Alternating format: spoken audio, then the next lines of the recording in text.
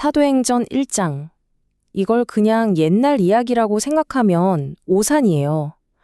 이건 말이죠. 세상을 뒤흔들었던 한 거대한 운동의 전략 설계도 같은 겁니다. 모든 게 바로 이 청사진에서 시작됐거든요. 자, 지금부터 저랑 같이 이 설계도의 비밀을 한번 파헤쳐 보시죠. 자, 한번 상상해 보세요. 여러분이 믿고 따르던 리더가 갑자기 사라졌어요. 세상은 완전히 등을 돌렸고요. 어떠세요? 정말 막막하죠? 바로 이게 제자들이 처했던 현실이었습니다. 모든 위대한 이야기는요, 사실 이런 엄청난 긴장감 속에서 시작되더라고요. 자, 그럼 첫 번째 단계부터 볼까요? 바로 확실함을 만드는 겁니다. 생각해 보세요. 뭔가 엄청난 일을 시작하려면 제일 먼저 뭐가 필요할까요? 바로 이거 진짜다 하는 흔들리지 않는 확신이겠죠. 모든 의심을 싹 걷어내고 단단한 토대를 만드는 것. 그 40일간의 여정이 바로 여기서 시작됩니다. 여기서 저자 누가가 쓴 단어가 아주 기가 막힙니다. 그냥 봤다고 안 하고 테크메리아라는 단어를 썼거든요. 이게 뭐냐면 거의 법정에서 쓰는 전문 용어예요. 명백하고 확실해서 빼도 박도 못하는 증거라는 뜻이죠. 환상을 본 것 같아요. 이런 수준이 아니라 이건 누가 봐도 반박할 수 없는 철저히 검증 가능한 증거다라고 그냥 선포해버리는 거예요. 그리고 이 증거라는 게 한두 가지가 아니었어요. 아주 다각적이었죠. 보세요. 같이 생선 구워서 먹고 마시고 이건 뭐예요? 물리적인 증거죠. 심지어 도마한테는 와서 네 손으로 직접 만져봐라고까지 하셨어요. 촉각적인 증거입니다. 그리고 한두 명도 아니고 수많은 사람들 앞에 동시에 나타나셨죠. 공동체적인 증거. 마지막으로 구약 성경을 쫙 풀어주시면서 지성적으로도 이 모든 일이 이렇게 예언된 거였구나 하고 이해시켜 주셨습니다. 이건 그냥 믿어! 하고 강요하는 게 아니었어요. 하나하나 벽돌을 쌓아 올리듯이 확신을 만들어준 거죠. 자, 그리고 이 숫자 500명 이상. 이게 그냥 많은 숫자라는 뜻이 아니에요. 이게 왜 중요하냐면요. 한두 명이 내가 뭘 봤다고 하면 그거 착각 아니야? 할 수 있죠. 서너 명이 봤다고 해도 집단 환각일 수도 있지? 라고 할 수 있어요. 그런데 500명이 넘는 사람이 같은 시간, 같은 장소에서 똑같은 걸 봤다? 이건 이제 개인의 경험을 넘어서는 공적인 사건이 되는 겁니다. 이야기의 무게감 자체가 달라지는 거죠. 자, 이제 확신이라는 강력한 엔진은 장착이 됐습니다. 그럼 이제 어디로 가야 할까요? 방향이 필요하죠. 바로 여기서 두 번째 막이 열립니다. 바로 사명의 재정의. 그들이 원래 생각했던 미션과 진짜로 주어진 미션이 어떻게 달라지는지 한번 보세요. 이건 그냥 작은 수정이 아니에요. 완전히 판을 뒤집는 대전환입니다. 지역적인 왕국에서 전 세계적인 증인으로 말이죠. 그러니까 제자들이 이렇게 묻는 거예요. 주님, 그래서 지금입니까? 지금 이스라엘을 회복하시는 겁니까? 이게 그냥 막 조급해서 아니면 눈치 없이 묻는 게 아니었어요. 사실 엄청 똑똑하고 논리적인 질문이었습니다. 왜냐? 그들이 서 있던 장소, 바로 이 감람산이 중요해요. 여기가 바로 옛 예언에서 메시아가 와서 모든 것을 회복할 거라고 지목된 말하자면 약속의 중심점, 그라운드 제로였거든요. 바로 이 질문에 대한 예수님의 대답이 진짜 대단합니다. 완전히 관점을 바꿔버리시거든요. 보세요. 제자들은 언제 타이밍에 초점을 맞췄는데 예수님은 너희가 할 일, 프로세스에 대해 말씀하셨어요. 제자들은 정치적이고 군사적인 힘을 생각했는데 예수님은 성령이라는 전혀 다른 종류의 힘을 얘기하셨죠. 그리고 결정적으로 제자들의 스케일은 이스라엘이었는데 예수님은 땅끝까지로 판을 키워버리셨습니다. 와, 이건 그냥 패러다임이 통째로 바뀌는 순간이에요. 이제 세 번째 막으로 넘어가 볼까요? 바로 대관식입니다. 보통 우리가 승천이라고 하면 뭔가 예수님이 떠나시는 슬픈 이별 장면을 떠올리잖아요. 그런데 그게 아니었어요. 이건 슬픔이 아니라 환호였습니다. 버려두고 떠나는 게 아니라 왕이 자기 보좌에 앉는 장엄한 즉위식이었던 거죠. 온 우주를 향한 통치가 바로 여기서 시작됩니다. 그때 예수님을 감싸고 올라갔던 이 구름 있잖아요. 이게 그냥 수증기가 뭉친 평범한 구름이 아니었습니다. 구약 성경을 조금이라도 아는 유대인이라면 딱 보자마자 했을 거예요. 바로 하나님의 영광스러운 임재를 상징하는 쉐키나 구름이었거든요. 그러니까 이건 하늘이 직접 보여주는 거예요. 이분이 바로 하나님 자신이다 라는 더 이상 강력할 수 없는 시각적인 선언이었던 거죠. 그러니까 이 승천이라는 사건 하나에 정말 어마어마한 의미가 담겨 있는 겁니다. 첫째, 지상에서의 임무를 완벽하게 끝냈다는 완성의 신호고요. 둘째, 이제 왕의 자리에 앉아 온 세상을 다스린다는 즉 위의 의미가 있죠. 셋째, 거기서 우리를 위해 계속 일하고 계신다는 중보의 시작이고요.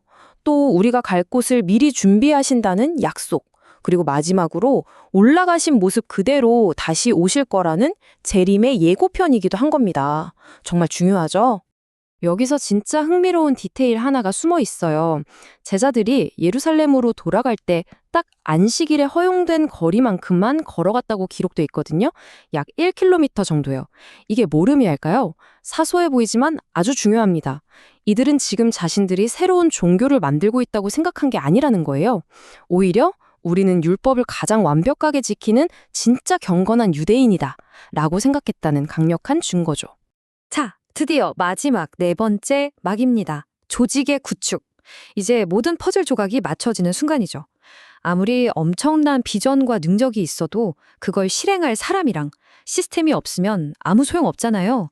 과연 이들은 이 거대한 미션을 수행하기 위해 어떻게 팀을 세팅했을까요? 다락방에 모인 사람들 정확히 120명이었다고 기록되어 있습니다. 뭐 그냥 그날 온 사람 숫자를 센 거겠지라고 생각할 수도 있는데 절대 아닙니다. 잠시 후에 보시면 알겠지만 이 120이라는 숫자는요, 단순한 숫자가 아니라 어마어마한 메시지를 담고 있는 선언문 같은 거였어요. 왜 하필 120이었을까요? 그냥 우연의 일치였을까요? 아니면 모든 것이 계획된 아주 의도적인 선언이었을까요? 이 숫자에 숨겨진 비밀, 지금부터 알려드릴게요. 이 120이라는 숫자에 담긴 상징성이 정말 놀랍습니다. 먼저 수학적으로 12지파를 상징하는 12에 완전함을 뜻하는 10을 곱한 숫자고요. 법적으로는요, 당시 새로운 의회, 즉 사내들인을 구성할 수 있는 최소 인원이 바로 120명이었습니다. 또 옛 언약의 대표자인 모세가 120년을 살았죠. 성전을 봉헌할 때 나팔을 분 제사장도 120명이었고요. 이게 다 뭘 의미하겠어요? 우리는 그냥 모인 사람들이 아니다. 우리가 바로 하나님 나라의 새로운 공식 의회다라고 조용하지만 아주 강력하게 선포하고 있었던 겁니다. 그래서 이 거대한 미션을 공식적으로 시작하기 전에 반드시 해야 할 일이 하나 있었습니다. 바로 무너진 기둥 하나를 다시 세우는 거였죠. 유다 때문에 비어버린 사도의 자리를 다시 열둘로 채우는 일이었습니다. 이건 그냥 빈자리 하나 메우는 수준의 문제가 아니었어요.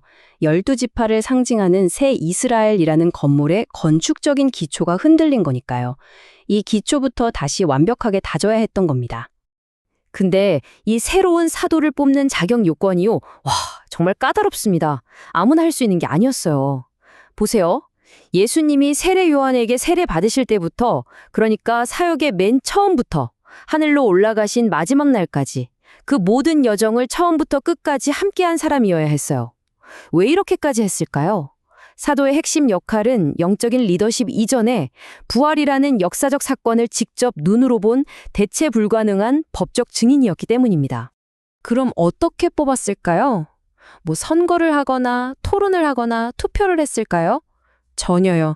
그런 인간적인 방법을 쓰지 않았습니다. 과정은 이렇습니다.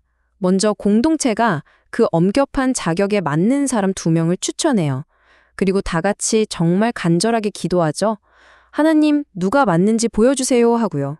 그리고 마지막 결정은 제비를 뽑아서 온전히 하나님의 결정에 맡깁니다. 인간의 생각이나 정치가 끼어들 틈을 아예 만들지 않은 거예요. 아니, 제비 뽑기라니? 좀 미신적인 거 아니야? 라고 생각할 수도 있지만 당시에는 이게 하나님의 뜻을 묻는 아주 진지하고 신성한 방법 중 하나였습니다. 바로 이 잠언 구절에 그 정신이 담겨 있죠? 제비는 사람이 던질 뿐 모든 결정은 결국 하나님이 하신다.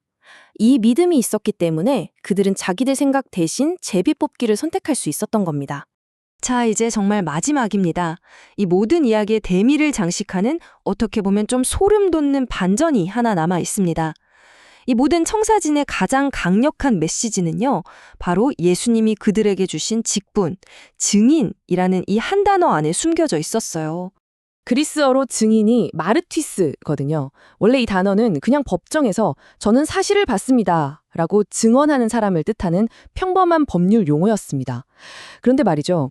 예수님의 부활을 증언하는 일이 너무나도 위험한 일이 되어버린 거예요. 그 증언의 대가가 종종 죽음이었거든요. 그래서 이 단어의 의미 자체가 서서히 바뀌기 시작합니다. 증언하는 사람에서 증언을 위해 죽는 사람으로요. 맞습니다. 우리가 아는 단어, 순교자, 말티어가 바로 이 마르튀스에서 나온 말입니다. 증인이 되는 것은 곧 순교자가 될 각오를 하는 것이었습니다. 자, 이렇게 완벽한 청사진이 완성됐고 사람들도 모두 준비됐습니다. 모든 게 갖춰졌죠? 이제 위대한 여정이 시작될 일만 남았습니다. 그리고 이 2000년 전의 이야기는 시간을 훌쩍 뛰어넘어 바로 오늘을 사는 우리에게 이렇게 묻고 있는 것 같습니다. 이 사명을 완수하기 위해 당신은 무엇이 될 각오가 되어 있습니까?